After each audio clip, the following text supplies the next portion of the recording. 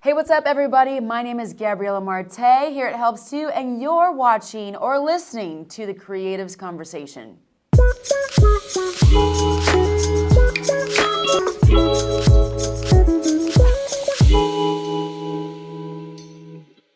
So today I have finally, she got her behind here to Kansas City. I have Amber, our brand manager here at Helps Too. She does everything from, she could tell you more than me because she does it every day. But I am her boss, and this is a cool dynamic.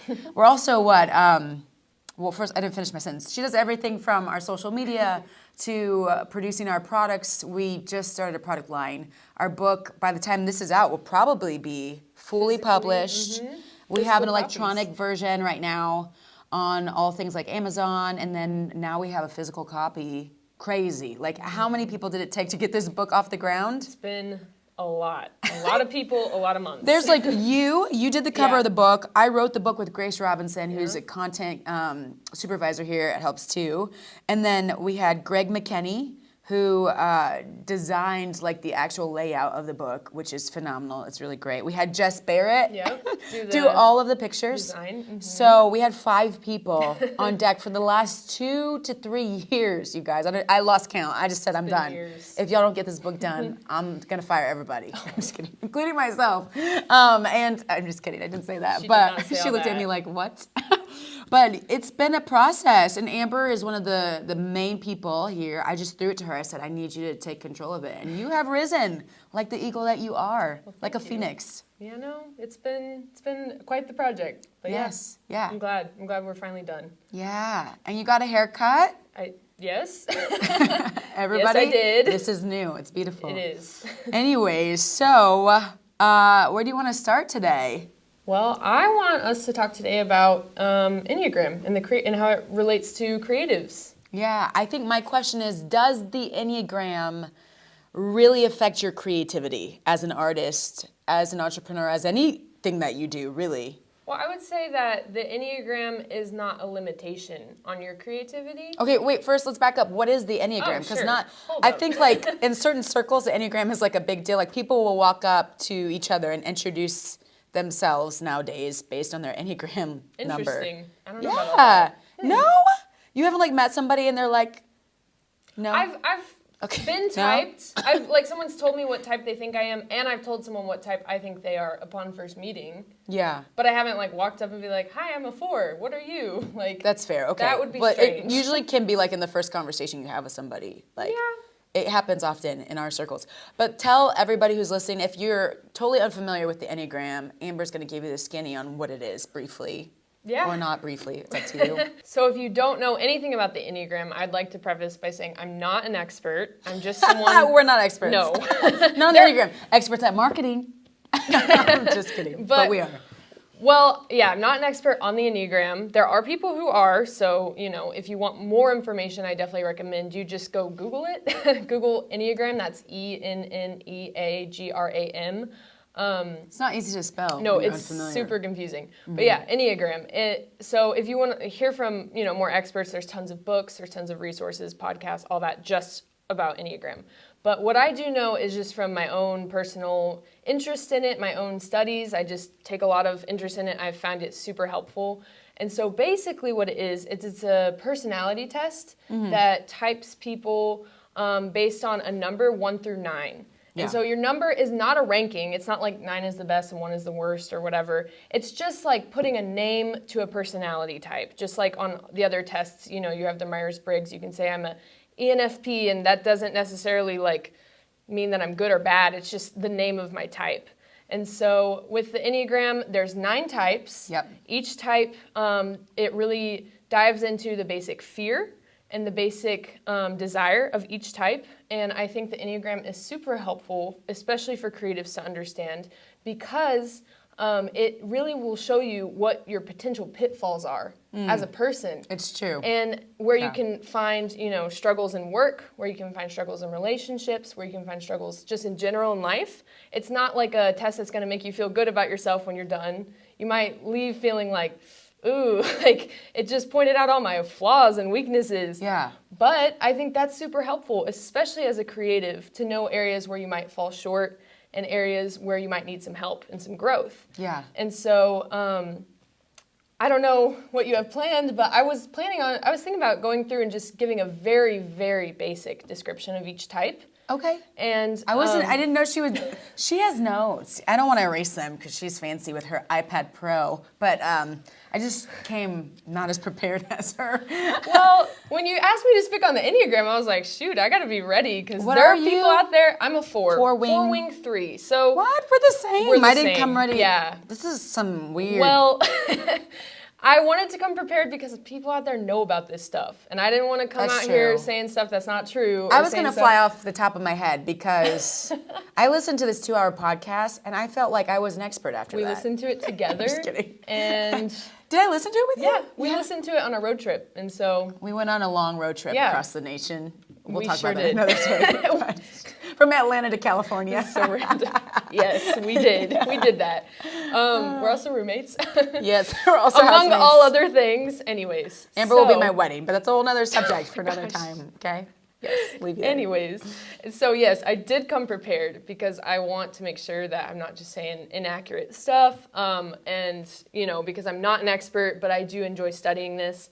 And so I'm just going to share with you guys a little bit about each type. Cool. And I actually spent some time to think about what each type struggles with, what each type might need to hear as a creative. Because, as a creative, that kind of changes, your dynamic in the world and like how people see you and how you might see yourself. Yeah, and I think for me, just really quickly, when I found out I was a 4, which the 4 has all of these tendencies, right? Like you have a basic motivation for why you live your life, and then you have a lot of like maybe, I don't want to say unhealthy, because it's not necessarily unhealthy, but like very like not like other people tendencies. And one of my tendencies is to wallow. Like, and to like when something's sad, like if you put on a sad movie, let me tell you, I'm ready. You'll stay sad. I'm like, I just loved being sad.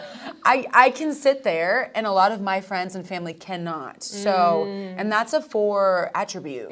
We love to wallow. Yeah, most typically. Do. And I think, well, I'll get into it more later, but I think that's why 4s are most commonly like known as the creative type. Yeah, there's a lot of creatives that are 4s. Because we love to dive in and tap into our emotions.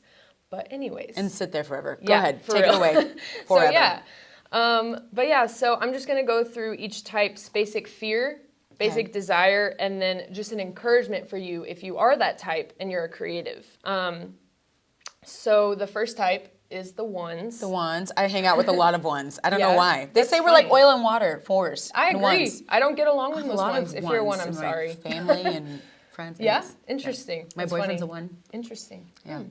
Yeah, well, the 1s are called reformers because they are just really interested in making change for the good of whatever they're a part of, for the good of their company, for the good of their family, for the good of the world. Yeah. So the 1's basic fear is to be corrupt or defective. That's true. And so they want to always try to avoid anything that isn't perfect, that isn't good, that isn't right. Their basic desire is to be good and to be balanced. And so if you're an Enneagram 1, this is a type that really deal with perfectionism. They want everything to be exactly right. They will like sit there and like if they're an artist or whatever, they will sit there and measure out, every single thing to make sure it's perfectly even, perfectly straight. Like I know a few 1s, they will take their time to get exactly how they want it because they want things to be good, orderly, perfect. And a lot of them never get started because they're so concerned with it being the right time or perfect that they just so never start. That's a major pitfall I was going to bring up as creatives for 1s is, just worrying so much about, is it going to be perfect? Is it going to be perfect that they never actually finish? Yeah. And so my encouragement for 1s who are creatives is a finished product is better than a perfect one. So even if you spend so many times editing and reshooting and redoing or whatever it is you do, to get it perfect, if you never finish it, then who's going to see it? Right. Who's going to benefit from it? And so my encouragement to you is that it's better to have a finished product than a perfect one because ultimately perfect doesn't exist. Yeah, it's true. So everything sucks. Yep. Wow. I'm just kidding. That's a good dark turn. I'm just feeling kind of like sassy today. Apparently. I literally just got out of work meeting, so I feel like this is the first time I've seen people in person today. That's funny. Yeah. Well, forgive me. Yeah. That's funny. I don't even know what to say. Don't say anything. Just keep going. We're going to keep going. And so the next type, believe it or not, is the twos. We're going in numerical order I love here. twos. Yes. Twos are called the helpers. And the twos' basic fear is that they'll be unwanted or counted as unworthy of love. The twos' basic desire is to feel loved and especially to feel needed. Yeah. And so they will do what it takes to make themselves indispensable to other people, by just always being there, always being consistent, loyal, helpful, This is the person who shows up early to help set up, I know. I don't relate to it. I don't either. But when someone tells me there are two and they do that, I'm like, oh. Yeah. It's in you. Yeah. They're deeply, they want to make other people feel loved. They're full of compassion. And they're very giving of themselves. And very giving. Yeah. And so they will even give to the point where they don't have anything left to take care of themselves. Yeah. Which is, a very big potential pitfall for twos, especially as creatives. I've heard someone say that, twos as entrepreneurs or creatives can really struggle with not charging enough or not charging at all because they want to give. Just pour out so much. Exactly. They always want to pour out of themselves and give to other people, but then they don't always get anything back because they don't know how to ask for anything for themselves. That's real. And so my encouragement for any creatives out there who are Enneagram 2s is that it's okay to take time for yourself and for your creative passion. This is, I think, especially hard for 2s that are moms or dads, because they want to give of themselves completely to their kids, to their families. But, I just want to encourage you that it is okay to, take that time. It's not selfish to take time for yourself and for your creative passion to pursue it. So, Yeah, I think that's great. I just love the fact that you're giving an encouraging sermon right now. This is my TED Talk. She's like, this is my moment. I'm taking it. I had no idea. I love it though. Keep going. I know. I feel like you were supposed to ask me questions. So I was like, I don't even need your questions. It's supposed to be a creative conversation. Oops, but I'm here for it. Chime in, Amber's supposed to be on the show all the time. So this is your moment to recoup for all the episodes you were not here. Oh no, yeah, I guess. And so next type is the Enneagram Threes. They're called the Achievers. And you and I we have a wing three, which means our main type is 4, but if you read more about Enneagram, there's also wings, so you have a secondary type kind of. And so when you're a 3, you're very focused on achieving and pleasing other people. And so the 3's basic fear is being worthless. That's deep. Wow. I was just like, whoa, that just sunk in. She's like, wow. I feel it. You're such a 4 at the same time. I know, empathize. I feel it so deeply. The mic, man. Empathizing over here. But yeah, and the 3's basic desire is to feel valuable and worthwhile. And so 3's as achievers, they will do anything to be liked by everyone because they want everyone to see their value. And what that means is they take on a lot of different forms that are not actually their true, authentic self in order to get people to like them. And so, you'll see a lot of politicians and a lot of people of power or a lot of people of authority that have a strong voice that are 3's because they know what to do and what to say to get people to like them. Yeah. But then when you dig in deeper, you realize you don't actually know who that person is because they're always putting on a front to be liked. What's the motivation? It's funny, I talked about being like that. So 3's are really good at working systems. That's true. And so, they can look at a system most typically and say, I can see who's at the top, and I see who's at the bottom, and I can start at the bottom, and if I do A, B, C, and then F, I'll be at the top. And I can rock with the big dogs. Yep. And so I am actually really good at that. Could be bad and good. And I thought it was just a bad thing until I took it to my therapist. This is getting deep. What are we doing? Oh, no. I'm gonna be honest. And she said, it's not bad if you're using it for good.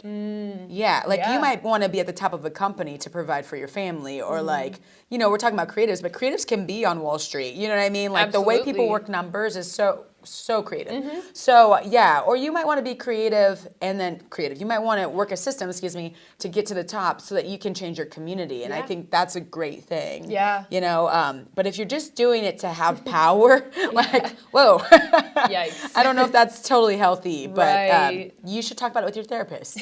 Yeah. So threes, very good at, you know, getting to the top, getting, you know, getting to be everyone's favorite, basically. You know, Very they walk in the charismatic. room, very charismatic. And so if you're a three and you're a creative, you might find yourself struggling with knowing your true self and knowing your worth apart from accomplishment and achievement, because, you know, threes are the achievers. And so I want to encourage you, if you're a three, to take time to tap into your true self when you create, to take time away from like criticism, to take time away from like what you think your you know followers or whatever want you to create and produce, and to just take time alone to create. And my wing three, you know, I feel it coming out a lot when I'm creating. Same. Because I want to make what I think other people are going to like. I want to make what I think is going to get people's attention. And that paralyzes me personally. I have to step away from the template. And that means I have to step away from social media and different musicians that I'm watching and following that I love. Right. Because I'm a musician, so I have to step away from that. Yeah. But, no, it's real. You might need to take a break if you're a three, you know, taking a break from social media, from whatever it is that you're looking for as a template, you know. It might be a good idea to just, you know, take some time to yourself and like go on a weekend away and write songs or do your art or whatever it is you do and just do it. Just do it from your core of who you are and not, you know, what you think other people want from you. Yeah, that's great. Yeah.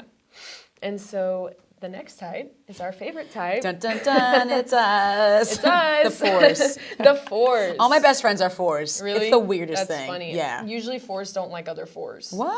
Because they want to be unique. And if there's two people in the room trying to be unique, there can be some collision. There can be some clashing. Yeah. It's like fours, their big thing is not necessarily to be the best. Like I think ones a lot of times want to be perfect and want to be the best.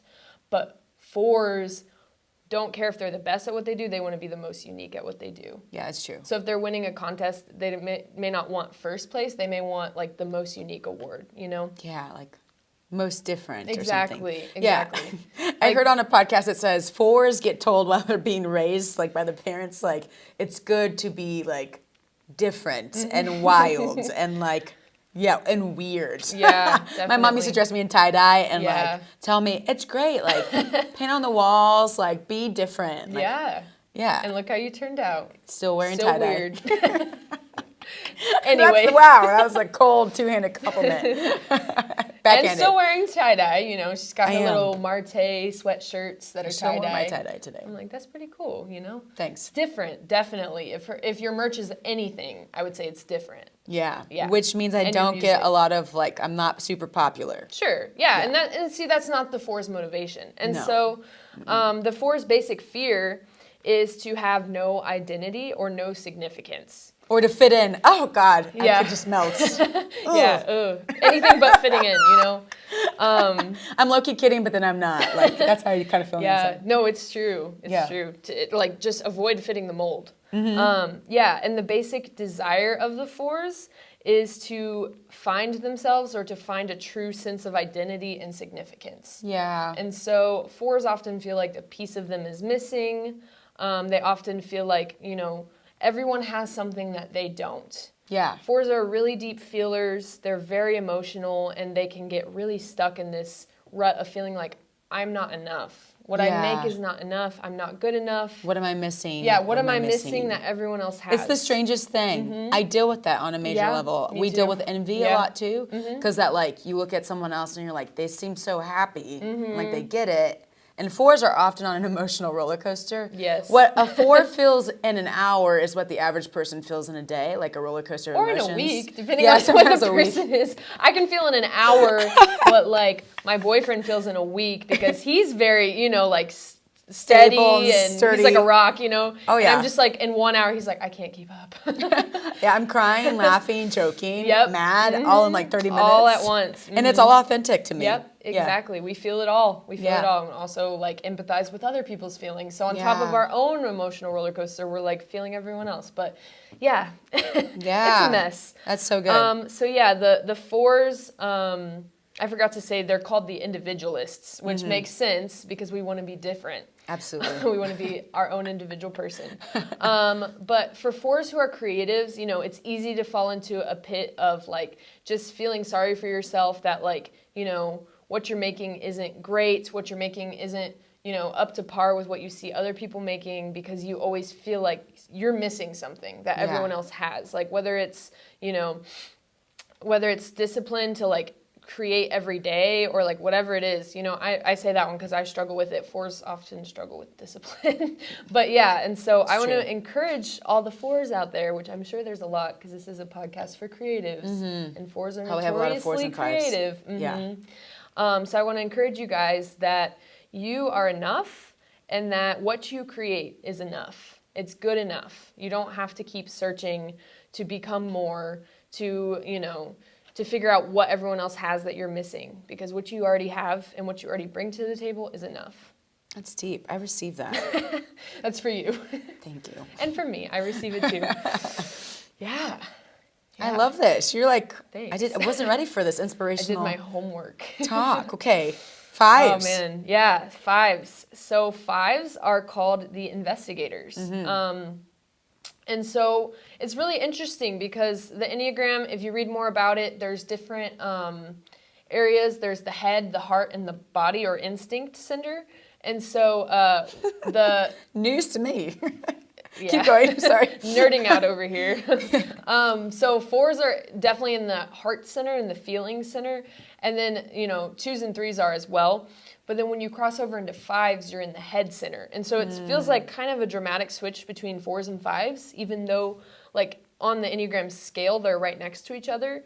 But I think the big leap that happens there is between the heart, which is where, you know, the fours are, and then the head, which is where the fives are. So, head to the heart. Head and the heart. Exactly. And so, a great band, by the way. Great band. And so fives are investigators. They're much more detail-oriented. They're much more, you know, focused on discovering and learning. Their basic fear is being useless, helpless, or incapable. Their basic desire is to be capable and competent. And so fives are actually notoriously super introverted because they only have like a very short like battery life, I like to call it, that they're given each day. I resonate with that too. Yeah, to expend on other people. And, you know, once that battery life is out, they just want to go be alone. They want to go recharge because a lot of times, you know, they feel like they have to spend a lot of themselves to be social. Well, because they process so much. Exactly. So like when you say something to a five, they're going to think about the meaning behind that. And some of us who are not fives per se, I have five tendencies, so I can relate a little bit, but not as dramatically as a five. And so they're thinking like, what did they mean by that? Yeah. Like they're just really thinking. And can we just squash real quick, like this whole introverted and extroverted thing? Like there's such a like, you're like, I don't know what you're talking about. Let me just Where are take you the floor going with here. this? Sure. So this is our relationship. Where are you going with this? Whoa.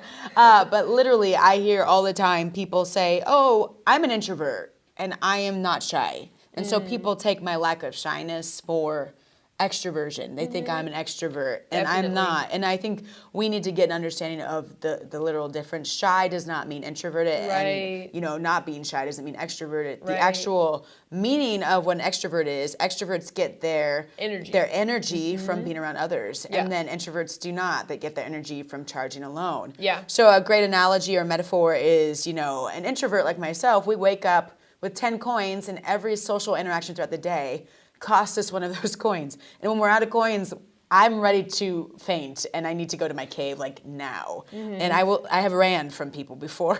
It's really, but I can feel when the battery. And that's a 5 tendency. Yeah, the fives have literally disappear when they're worn out, when they're like spent from being around people. They just disappear. When I was on a music tour one time, I hid in the bathroom because I was like, have no more to give these people. But like an extrovert is very different. They wake up with no coins, and every social interaction, they gain a coin. And so, you know, while I'm ready for bed at the end of a party, other people, ready like to my move on to the boyfriend, next he's party. an extrovert. He's like, let's turn up. And I'm like, I next am dying. thing, yeah. No, I'm the same way. And so it's funny because when you said like that you relate to the social battery being drained, like I could see how people would find that confusing, especially by watching these videos and seeing your personality, very bright, very, you know, excited, very able to like, you know, you charismatic, so you can get other people energized too. Yeah. But at the same time, what people don't realize is it's costing you energy to put out that, you know, energy, to turn it on, exude that. Yeah, and exactly. it's not fake. This is very much a part of who I am, and I love people, but it does cost me a lot in terms of energy. I go home and I curl up in the fetal position. Yeah, and I, on the other hand, am like a undercover extrovert. Like people don't see it coming. We'll go home tonight, and she'll be running through the house. Yeah, like, I'll be so like wanting to more time with people, more interaction. Like, yep. And so, you know, people like me, I'm more quiet and reserved when I meet people, and yet at the same time, when I'm around people, that's when I get my energy. Even if I'm sitting quietly in a room with other people, I'm still like, oh yeah, this is energizing me. Yeah. And I'm like, when is the food going to be served? Right. When can I leave?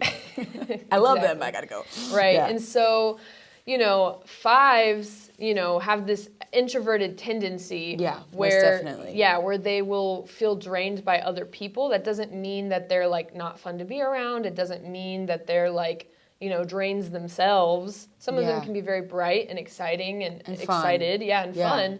But most often, you know, they will just be they're very inward thinkers. They're very inside of their heads. And so, you know. And they're great with systems. Like, they're great at understanding systems. Exactly. Like, a lot of musicians are actually fives because music, when you actually dive into it's a system. I know a lot of people don't think this. But I've gotten so many compliments like, oh man, God just blessed you with some talent. And I'm like, yo, I had to work hard too. Right. God blessed me with the ability for sure, but I had to work hard. Fives, they get systems, and there's some killer musicians that are fives. Right, and they're super detailed. And very detailed. You know, as a musician, you know, there's a lot of detail that goes into creating great music.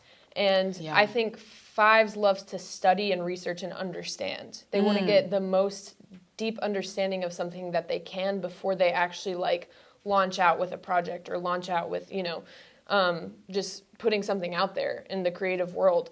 And so my encouragement, if there's any Enneagram 5s out there watching and listening, is to just start. Even if you don't know all the details yet, even if you know, don't understand fully how it's going to work, even if you don't fully understand the system of how, you know, launching a podcast works for the first time, or, you know, selling your art online works, you know, because the clarity will come once you actually begin. Yeah. I think fives a lot of times stop themselves from even beginning because they're so focused on the details of, you know, everything has to be in place. And not understanding how it's all going to work together. Exactly. Yeah, and understanding. So, yeah, my encouragement is just start. Yeah, that's fair. Even though it's hard. Yeah. Yeah. And so the next type is the sixes. The sixes are called the loyalists. My mom is a 6. Yeah. Yeah, I think loyal. I've heard, don't know if it's true, but I've heard that most people are 6s. Like, that's the majority. And that we need the Earth to be mostly 6s, because if it was mostly 4s, it would be a mess. A wallow rolling city. Off the solar system. That's all I'm saying. Too many feelings all the time. Nothing would get done. The world would suffer. That's all I'm saying. Definitely. And so 6s are called loyalists because they're deeply, deeply loyal, and they will, loyal to a fault even sometimes, I will say. For sure. But they will do anything and go to the ends of the earth to be there for their people. It's not like they'll do it for just anyone. They're not loyal to, you know, the person they just met. But, you know, to their family, to their close friends in their inner circle. They will go to the extremes to be there for them and always show up. And they're also very driven by fear, which is interesting. And it gets talked about in a negative way, but they're also great planners because of that. So 6s are worst case scenario people. They're Yeah, always for sure. thinking like, well, if the end comes, if the world is ending and it's the apocalypse, like I'm going to be ready, you know? Yeah. Because I don't want to be, you know, unprepared. And so I think when COVID hit, you know, when most the virus of us broke out. had no clue what to do. Most of No, us but were let me tell totally you the truth, unprepared. though. My mom called the whole toilet paper being gone thing. She told me a month before it happened. See? She was like, go get some toilet paper and 30 days worth of food. This woman had me up in the grocery store with my cart filled. People were like, what's happening? Yep. Yeah. 6s are the ones that started wearing masks before it was required because they wanted to be safe. Yeah. We have a friend, It's true. Yar is a 6, and he was wearing a mask. He Yar. he would tell me, he was like, Amber, nobody else is wearing masks. I don't understand why. There's like a disease going around. And then it became mandated, and he was like, see? I told you. Right. Yeah. Yeah, so 6s are prepared. They're ready. Very prepared. Yeah. Which is a benefit of, you know, that internal anxiety of like, you know, the worst possible thing could happen. So therefore, let me be ready. Yeah. Excuse me.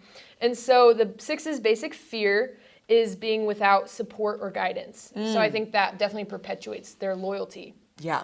Because they don't want to be without support. So therefore, they don't want to leave other people without support. Yeah. And that's good. the 6's basic desire is to have security and support. Yeah. So again, you know, it all Stability, makes sense. security. Yeah. Exactly. And so, 6s on the Enneagram in terms of like creatives, it can be really tricky for them to branch out. Like I know 6s who are musicians who really struggle to like, you know, play spontaneously or just like improvise or just like free write and stuff like that. They're very like interested in, you know, staying with what's safe. And so if you learned, you know, your instrument classically, then like branching out from that is not necessarily safe for them, or it doesn't feel that way. So improvising can be hard. And that's just an example in creatives. For sure.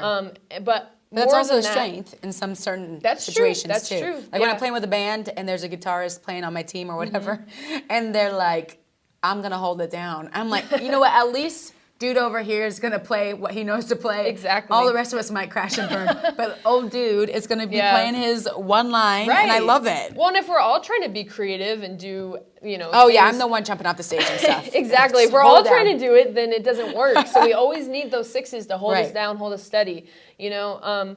But 6s, because of their fear and their anxiety and their, you know, just inner wondering of what could go wrong, it can be really hard for them to launch something. Yeah, that's true. And so, take you that know, risk. Yeah, to take the risk to jump over and like start the YouTube channel. Yeah. And to, you know, put out the album and whatever it is, you know. And so I love it. And just to help with the 6s, like I really feel like we're in a world that manipulates 6s. That's true. Like marketing wise, especially, like there's always something wrong according to the media, or like you know, on the artist front, on the normal life front, like. And so I feel like 6s just like, if they're not careful, you have to guard your mind. Right. Like if you're not careful, you will end up always worried, and freaking out. They mark a lot of. Not us, that helps too. But a lot of marketing companies. Exactly. It's in the name. Helps too. But a lot of marketing, you know, companies and marketing giants want to use fear mongering to get people to buy something. And they do it successfully. And yeah, 6s absolutely. are definitely fall prey to that. But yeah, as creatives, 6s really struggle with taking the risk to get something started. So my encouragement, if you're a creative and you're a 6, is that it could go wrong, but it could also go right, you know? And so just take the risk. Just go for it. And it will probably go right if you try, will, especially artistically. Yeah, and so it's more important that you take the risk and step out than just spend all your time worrying about how it could go wrong. Right. Yeah. Absolutely. Because if you just worry about how it could go wrong, nothing ever happens. Yeah. Yeah. Yeah. Yeah. So 7s. I love 7s. The next type are definitely known as the most fun, happy-go-lucky type, with a little bit of like a dark reason behind it, but you know, we'll get into that. It's really funny when you study Enneagram because you're like, oh, everyone's really messed up. It really gives you an understanding for the people that you do life with too. It's great. It's true. Yeah. And so 7s are called the enthusiasts, rightfully so, because they can get anyone on board to go do anything. They're just like, we're going to go get ice cream. It's going to be the most fun thing ever. Come on, let's go. You know? Yeah. And you're just like, okay, yeah, let's do it. Sounds great, you know? And so 7s, they are constantly thinking of what's the next fun thing I can do? What's the next fun thing I can do? What's the next fun thing I can do? They'll be in the middle of something fun. My boyfriend is a wing 7. He does this. We're in the middle of like a road trip, and he's already talking about the next road trip that we're going on. He's like, and yeah, when we come back, and I'm like, we just got here. Like, we're barely even in the place, and you're ready to like come back and do more fun things, you know? We're not done with these fun things. Exactly. Yeah. And so 7s are definitely a lot of fun. They're definitely always planning and scheming to have more fun. And I feel like everyone should have a 7 in their corner just so that your life never gets Especially boring. 4s. When you're depressed and wallowing, you need a 7. 4s pull you out of the do pit. need 7s. Yeah. Definitely. I feel like 4s can be a little annoyed by 7s because they're like, yeah, they fascinate let me me. sit in my feelings. And 7s are like, come on, get out of your feelings. Let's have fun. And then like I have a little bit of a wing 5 in me with like small battery and it's draining quickly. And so when I see a 7, I'm like, yeah. my battery. It's like when I fly drones, and so does Andre back here. But like when your drone's like not calibrated right, it starts like shaking. Yeah. I have an internal shaking that starts. So interesting. Please do share. 7s can just be like a lot of energy, like high energy. I am too. It's like in certain moments, but I'm not comparing you to a dog, but I just think of like a little small dog when you walk in the door and they're just so excited to see you. They're so happy, like, and they're so fun. And for someone like me who's like managing their energy, I'm like, I don't know if I should get close. I'm like shaking. I'm freaking out on the inside. That's true. But I love 7s. I have a lot of friends that are 7s. Yeah, they're a lot of fun. They're always planning the next thing. They are. And, you know, it's really surprising. Go ahead, girl. Take some water. Wow. You're giving us a whole lecture, so I only expect you to need a glass of right. water.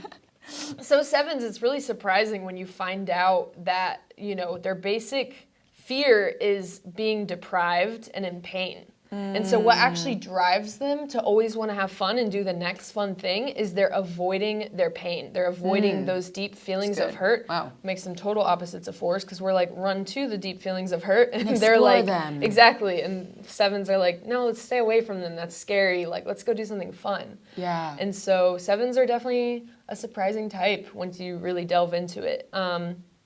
The basic desire of 7s is to be satisfied and content. And so 7s have this inner restlessness constantly of like, you know, we got to get to the next thing. How are we going to make sure that we always get to the next thing, that it never slows down, that it never stops? Because if it stops, I have to face myself. I have to face my pain.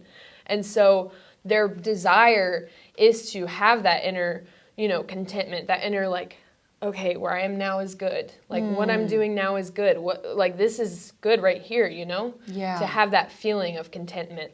And so 7s as creatives can have a really hard time, and just in general, in work environments and all that, they can have a really hard time finishing things. I could see that. Because they always want to do the next fun thing that pops into their head.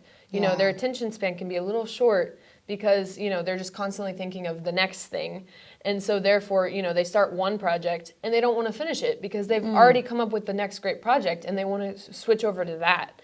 And so my encouragement to you, if you're an Enneagram 7 and a creative, is to take yourself seriously enough to actually finish what you start. Yeah. Because everything you don't finish, it doesn't go anywhere. It doesn't benefit anyone. You know, if you start writing a song but you never finish it, who will get to hear it? You know? Right. Yeah, it's so true. And so take the time to like just stop yourself from jumping to the next thing as soon as the last thing gets boring, and just take the time to finish it so that more people can enjoy it and it can, you know, be spread around more. Yeah, and I mean, what you have to offer is important. Like somebody somewhere needs to probably hear what you have to say, and whether it's one person or like 2 million people. Yeah.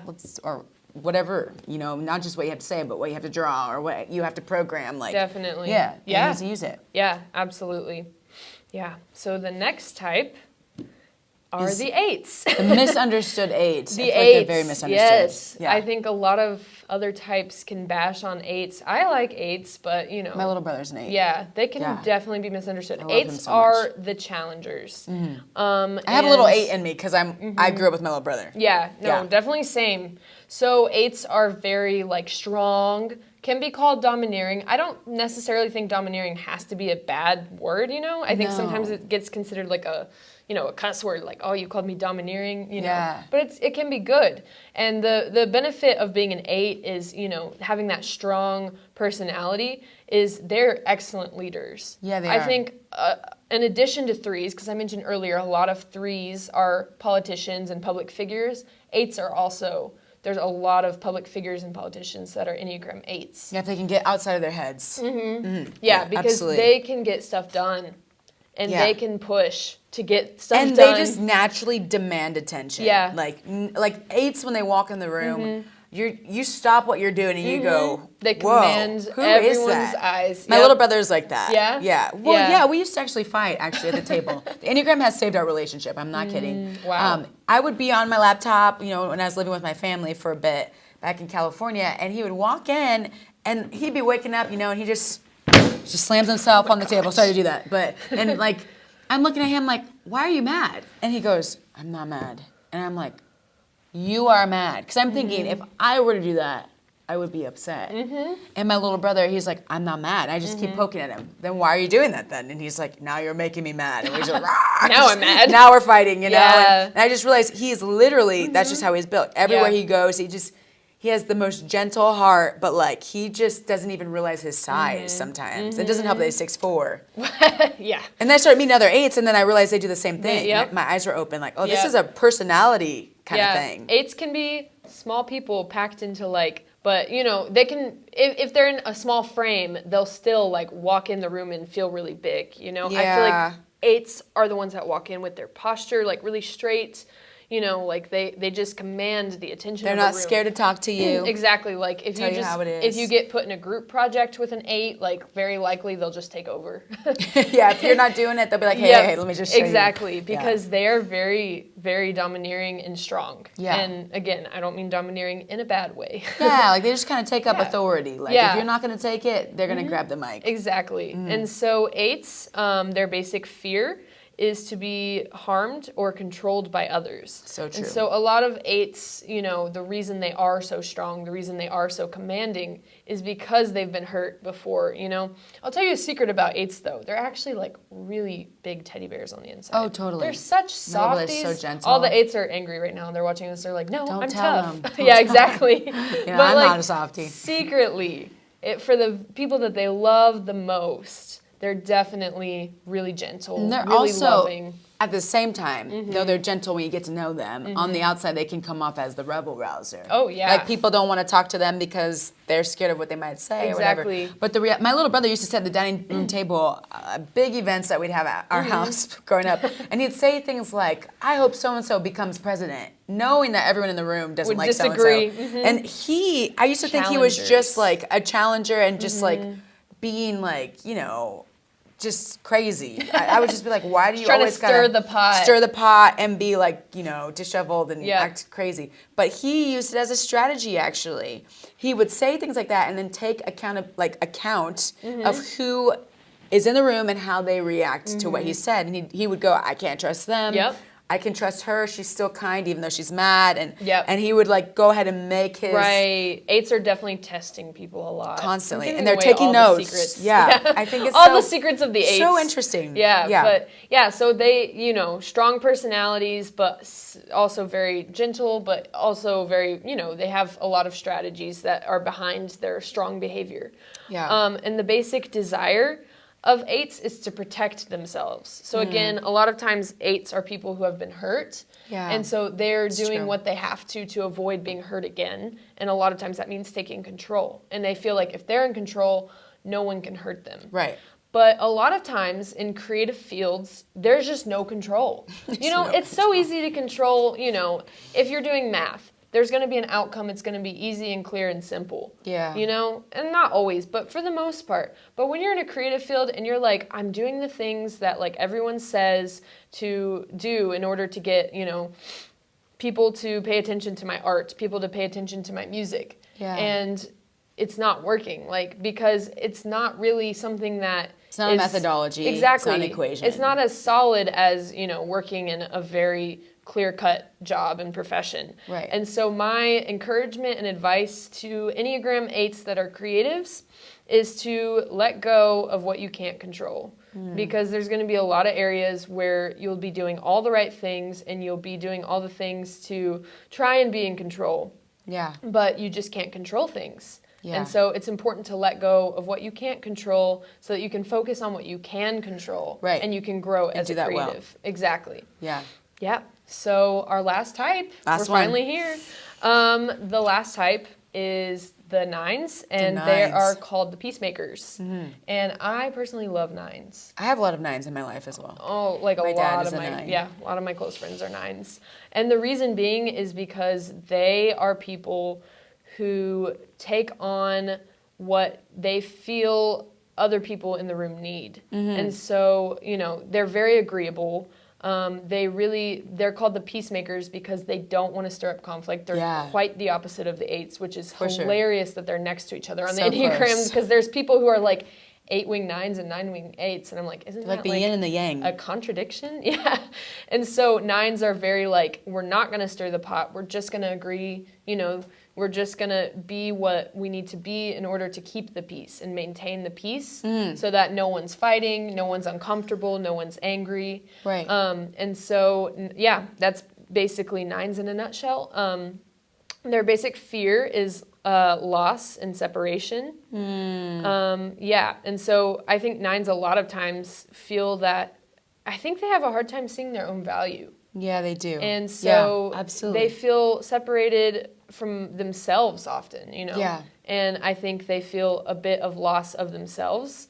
They are pretty often like more lethargic. Sounds mean. I'm trying to think of another word, but they, it takes a lot out of them. They can be in their own heads. Yeah. It's kind of like they have like this, like almost like sleep mode. Exactly. It takes a lot out of them to do a lot because it's stirring up, and getting them out of that inner peace. They feel most, inner peace when they're, not doing anything that can cause conflict, but doing most anything, requires a little bit of like day-to-day, just rubbing up against people. Encounters, exactly, rubbing up against people and just.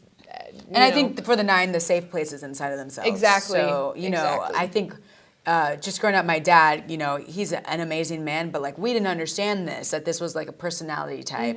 So, things could be like he could be called lazy sometimes, but he was such a hardworking man. Yeah. But after he's tired, his safe place was just on the couch by himself, and like he just really didn't want to be bothered. Yeah. And we'd be like, hey, what's wrong with you? You don't want to engage. Right. But that's his safe place. Exactly. He's trying to like just be left alone and just recharge. Yeah, 9s can get called lazy unfairly, and they can get called passive a lot of times because they want to see what other people want. They prefer to, do and give what other people want to them than to like get their own, voice their own needs.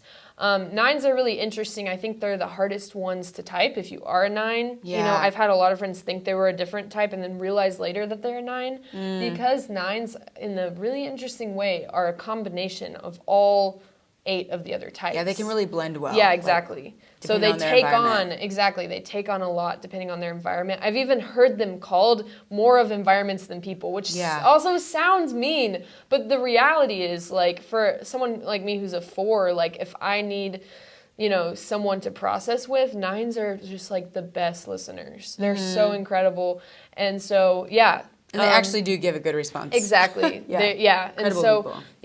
They are like, 9s are a safe space for themselves, but I see, like, in myself, the reason why I love 9s so much is because 9s are often a safe space for other people too. Absolutely. Because they're like environment-like rather than being like a person, I guess.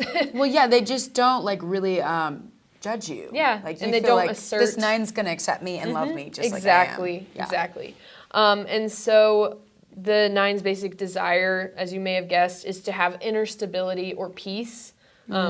Why they're called the peacemakers. And so I think a lot of times, because they're afraid to disrupt that inner peace, 9s as creatives struggle to get started in things and struggle to continue pursuing those things, those creative passions. That's so true. Because, it takes a lot out of them to, put themselves out there. And that's like a big thing that a lot of creatives struggle with, is putting themselves out there. And so if you're a 9 on the Enneagram, I want to encourage you to take action towards your dreams, because your contribution matters. I think a lot of 9s don't believe that what they do matters, because they don't even sometimes see themselves as a person or, as, someone with something to give. They just see themselves as someone to be there for, other people. Right. But, I would just want to encourage the 9s out there that, what you have to give, your contribution really matters and makes a difference. It does. Yeah, absolutely. Yeah, that's all 9 types. Dang. Wow. Okay, well, let's finish this off right. I think we know the answer, but does the Enneagram really help you creatively? I think understanding your type will help you creatively, because you'll be able to see your potential pitfalls. You'll be able to see your strengths. Yeah. You'll be able to see areas that you want to work on. I'll give you a resource if you're looking to learn more about the Enneagram. It's called the Enneagram Institute. This is like a really good website. If you just Google the Enneagram Institute, they have all the 9 types listed and described in detail. And one thing that they do have on their site is levels of health, kind of. It explains to you, there's 12 tiers, and you can fall anywhere from 1 to 12, and 12 being the healthiest and 1 being the least healthy. And they have it for each type individually. And so you can kind of see where you're at health-wise, like mental health, how you're doing in terms of the way you're relating externally to the world. And so that has helped me greatly to improve my own health, to just knowing where I'm at, and knowing what I'm aiming for. And so, I think knowing your Enneagram type as a creative is majorly beneficial. But I also want to say that you shouldn't be limited by Enneagram, because it's not this is not the whole you. Exactly. I've heard this example that if each number in the Enneagram was a color, there's infinite shades of that one color. Yeah. And so if someone, online says, or, wherever, just in general, people say 8s aren't usually creatives because they're more, left-brained or something. I don't know. Just for example. Well, that's not necessarily true. You're not limited by your number. You're not limited by your Enneagram type. Yeah. You are, your own individual person. So if 8s are the color red, how many colors, how many shades of red are out there? There's so many. So maybe you're a scarlet and someone else is a maroon, and you may be totally different. Exactly. You may be totally different, but you're Kansas still... City Chiefs red. I'm sorry. Little plug here. Just I must say. I'm just kidding. Oh my goodness. But yeah, so if you're an 8 and you don't see other 8s that are typically creatives, don't let that limit you. You can still be who you are as a creative. You can still pursue your passion, and you can still be amazing at what you do. Yeah. So that's really I think that's great. I mean, I don't have much more to say. She came ready, y'all. So I'm so excited. Yeah, honestly, I think this is great. And I don't think we mentioned this, but there's a test online. There's many tests online that you can take. Maybe we'll link one if you're watching on YouTube, and you can go take it and see what you are if you've never seen. I would say this has greatly helped me in my personal life, probably more than my creative life. But it's just nice to know, hey, I'm a 4, and though we're both 4s and we're not the same, we have such differences when it comes to our personalities and how we operate day to day. But we both probably fall victim to things like envy, and and that's okay. You just got to know. And it's kind of relieving almost to be oh, I was wallowing. I knew I was a wallower. And it's hard for me to not be sad when I encounter something. And I thought it was actually a me default or defect. And it's actually there's a lot of people on the earth that are like this. And so it's not so bad. Yeah, to be related to by other people, and to just know yourself, like you're saying, so you can know where you can fall short so that you can avoid it. Because how are you supposed to grow if you don't even know what areas you're weak in, Yeah. So that's so good. Yeah. Yeah. Well, thank you, Amber, for coming on our show finally. Oh my goodness. And gracing us with your Enneagram knowledge. So good.